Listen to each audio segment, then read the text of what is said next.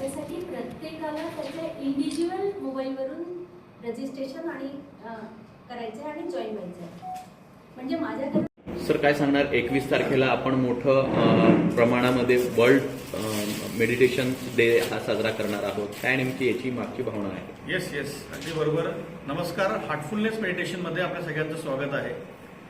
21 डिसेंबर हा जागतिक ध्यान दिवस म्हणून आपण साजरा करीत आहोत. हार्टफुलनेस मेडिटेशनच्या अंडर हे पूर्णपणे काम होणार आहे.